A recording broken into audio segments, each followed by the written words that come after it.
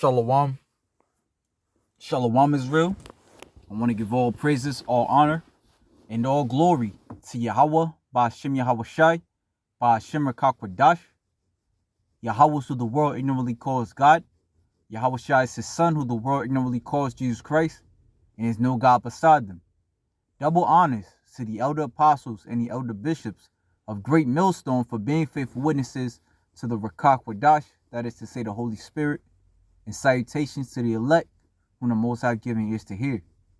And I want to get into this article I found yesterday, as the brother, one of the brothers was bringing out 2nd Edras, the 13th chapter, right? And just further proving that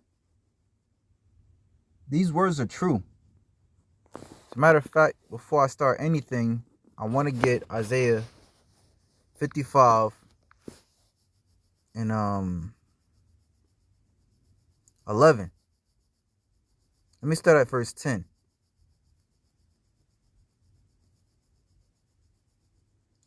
For as the rain cometh down and the snow from heaven, and returneth not thither, but watereth the earth, and maketh it bring forth and bud, that it may give seed to the sower and bread to the eater, so shall my word be that goeth forth out of my mouth. Right? Because this word, this earth, and all things that are therein, was first spoken of by Yahweh, by Hashem Yahweh Shai. All right, man's thoughts, all right, man's actions, it was all spoken of by Yahweh, by Hashem Yahweh Shai, right? And through their breath, all right, through their words, Yahweh, by Hashem Yahweh Shai, this is how, man and all things on life were created and sustained, or, come and go, in so many words. So it says, so shall my word, so as we read again, for as the rain cometh down and the snow from heaven, and returneth not thither, but watereth the earth,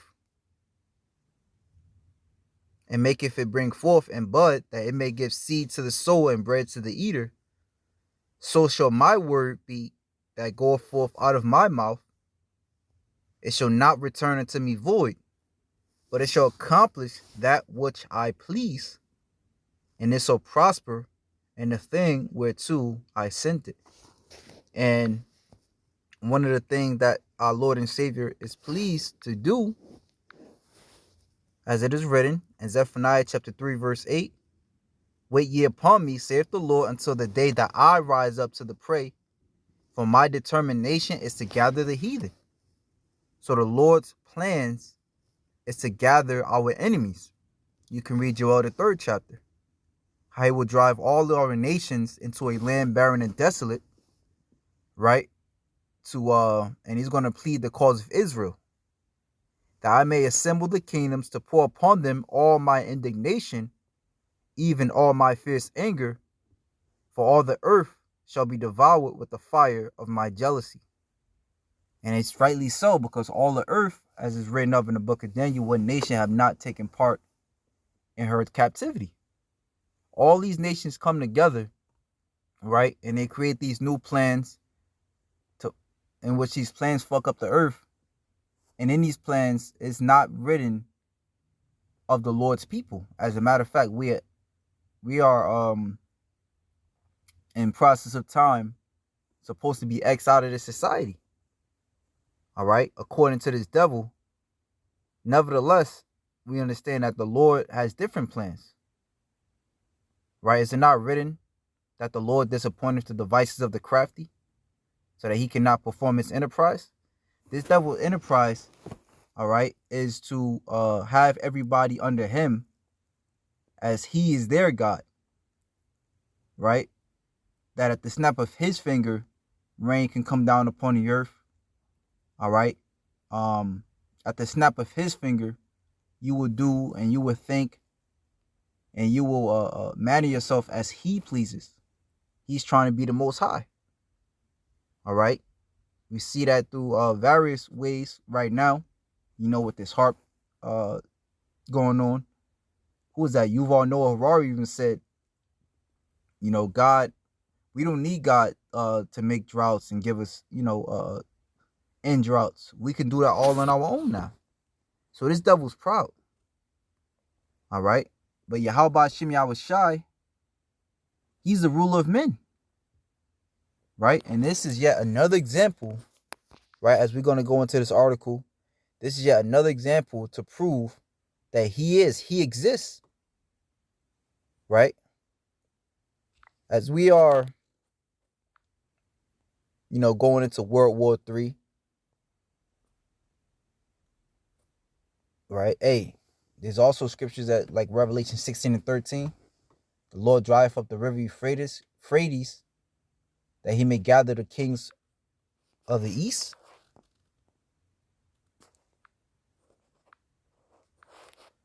Right. It says 16 and 12. And the sixth angel poured out his vial upon the great river Euphrates, and the water thereof was dried up. You can literally look it up. It's been happening for years now, how the river Euphrates has been drying up. All right. Couple that with articles that speak on how America, I think it was one where it said like America can't leave Syria or something like that. Right. Over all these years, all these presidents, they've been promising to end the war in the Middle East. Right. But somehow, some way, something always happened where they couldn't leave. Right. Because they're meant to go over there and they're meant to gather all these other nations over there. Right. So that they can fight each other in what is known as the World War III. The scriptures call it the Third World's Woe, where in the midst of that, they're going to find Yahweh Shai. So it says, and the sixth angel poured out his vial upon the great river Euphrates, and the water thereof was dried up, that the way of the kings of the east might be prepared. And they're prepared for what? They're prepared for battle. Right? This is the book of Isaiah chapter 13.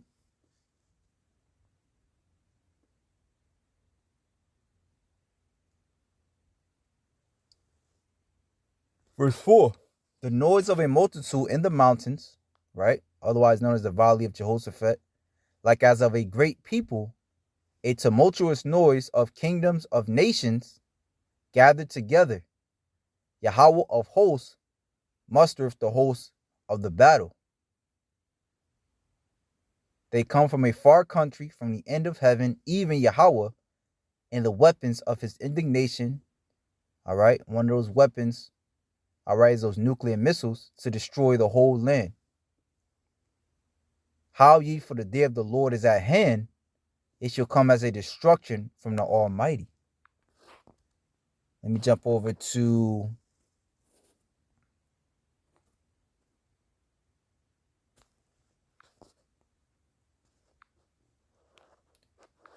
Second Edras chapter 13 and verse 1. And after this,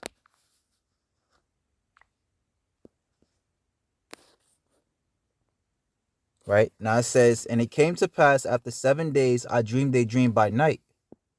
And lo, there arose a wind from the sea that had moved all the waves thereof. And I beheld, and lo, that man waxed strong with the thousands of heavens. Who is that man? Let's go to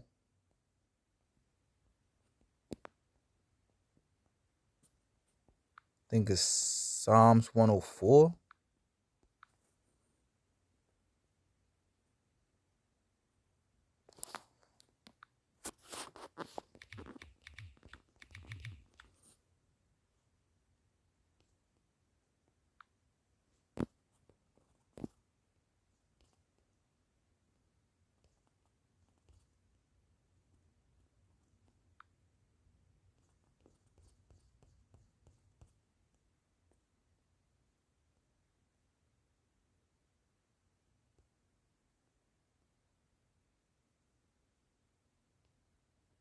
Psalm 68, verse 17. The chariots of God are 20,000, even thousands of angels. The Lord is among them, as in Sinai, in the holy place. So now when we go back to 2nd Edras 13 and read about the Salakia, right? Now it says, and I beheld, and lo, there waxed a man. Let me start at the top again. And it came to pass after 7 days, I dreamed a dream by night, and lo, there arose a wind from the sea that had moved all the waves thereof. And I beheld, and lo, that man waxed strong with the thousands of angels, with the thousands of heaven, meaning with the thousands of angels from the heavens, from the outer space, right? And when he turned his countenance to look, all things trembled that were seen under him, right? Because everybody's going to be fighting on the ground, right? And you're going to have this huge chariot coming out of the skies, like we're going to read, and whatsoever the voice went out of his mouth, all they burnt that heard his voice, right? Because if he's coming in a chariot, he's going to speak by way of the chariot. So when he opened up the chariots, like when you see that the movie Independence Day, and everybody was waiting on the building, thinking the day of the Lord was for them, but when he opened up that chariot, it was a laser beam that came out. This is the same thing. Like as the earth fell when it filleth the fire. And after this I beheld, and lo, there was gathered together a multitude of men out of number from the four winds of the heaven to subdue the man that came out of the sea. And again, Yahushua came out of the Shemaims, right? What today would be known as what? The outer space, which is nothing more than the waters. The Shemayim going into heavens or waters, right? But I beheld, and lo, and he had graved him. I'm sorry. But I beheld, and lo, he had graved himself a great mountain and flew up upon it. But I have seen the region or place whereout the hill was graven, and I could not. And after this I beheld, and lo, all they which were gathered together to subdue him was sore afraid, and yet durst flight. Right? And that's the point. They were gathered together, whereas before they were fighting one another. At this point, they gathered together to subdue the man that came out of the waters, out of the space. Right? And it says, and lo, as he saw the violence of the multitude that came, he neither lifted up his hand nor held sword, nor any instrument of war.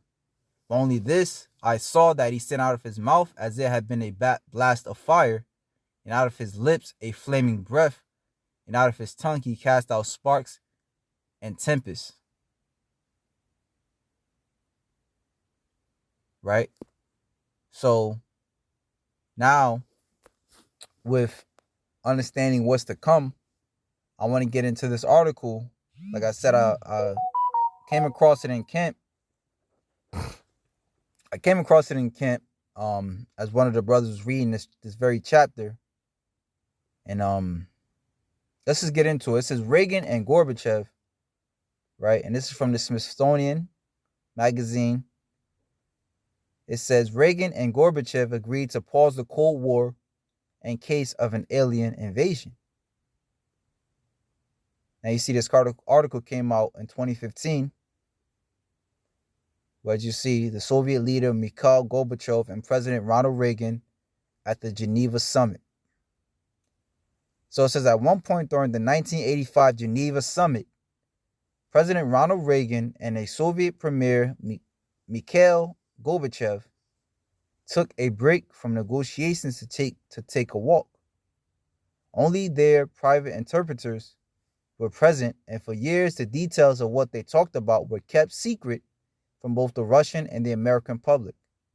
But during a 2009 interview with Charlie Rose and Reagan's Secretary of State George Shultz, Gorbachev revealed that Reagan asked him point blank if they could set aside their differences in case the world was invaded by aliens.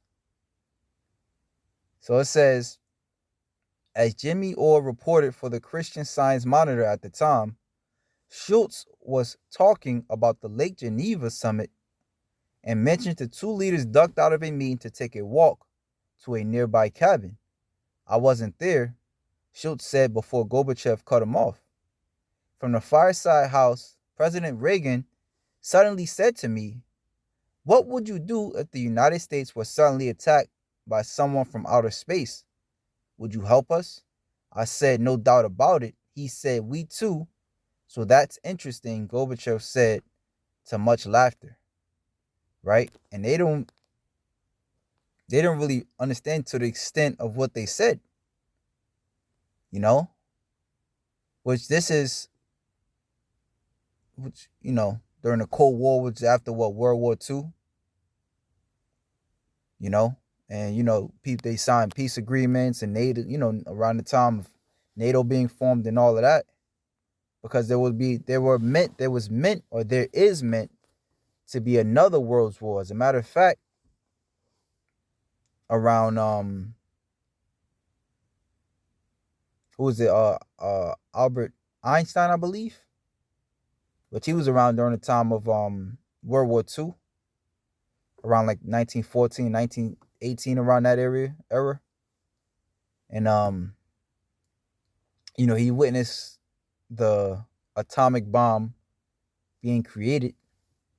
He actually knew, it shows you in that movie Oppenheimer, that he actually knew Robert Oppenheimer. Nevertheless, I bring that out to bring the point that he was saying how I know not what uh I know how not what World War III will be fought, but World War IV will be fought with sticks and stones, right? Because World War III will be pretty much an extension of World War II as far as the advanced technology, right? And what's coming is no joke. There's no joke. There will be no laughter. There will be no, as you see, he kind of like nixed it off. But this is a serious matter. It says, "So that's amazing," Gorbachev said, to much laughter.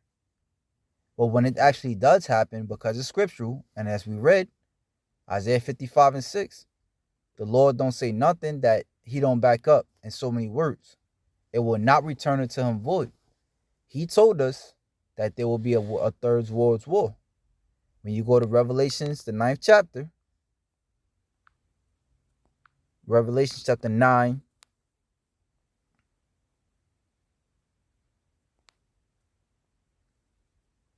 verse 12, one woe has passed, and behold, there come two woes more hereafter. And the sixth angel sounded, and I heard a voice from the four horns of the golden altar, which is before God, saying to the sixth angel which had the trumpet, "Loose the four angels which are bound in the great river Euphrates." Right? So one woe, meaning first war, and behold, two woes, meaning second world war, and third war. And again, adding to how the sixth angel would loose the river Euphrates, or he would drop the river Euphrates to pretty much, in so many words, prepare the battleground in which they will fight each other and lose to Yahweh Shai, the only victor. Right? And he's gonna come with so much power, with the thousands of angels, the thousands of heaven, that they're gonna use all that, technology they've been saving up, they've been creating on him, and it's gonna be to no avail. Right? The only victor is gonna be Yahweh Shai, as it is written. All right. In Daniel's, I think it's 2 and around like 43, if I'm not mistaken.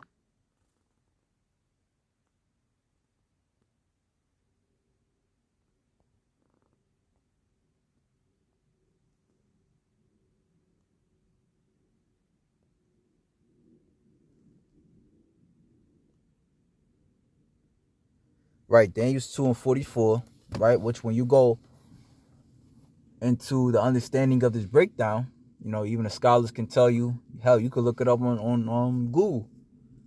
All right, Daniel's breakdown. All right, gives you the different kingdoms, or his interpretation that the Lord gave him of Nebuchadnezzar's dream was the different kingdoms that should rule. All right, but after all these major kingdoms, the last one being Rome, and then, as it is written, iron mixed with miry clay. All right. The legs will be iron mixed with miry clay.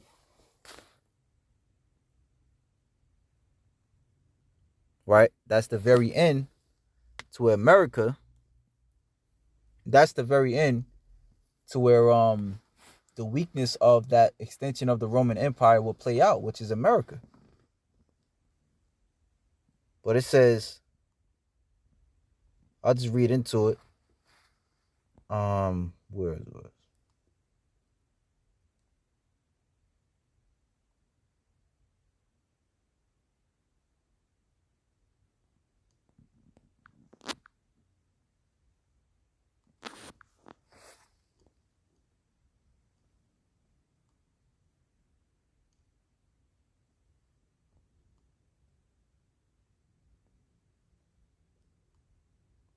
Right, Daniel 2:44. We're going to jump straight to the point.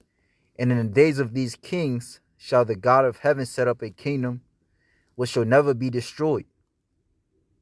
Right? And he's setting up the kingdom now. How? You know, by having his altar being set up whatever day brothers go out and strengthening the minds of the elect.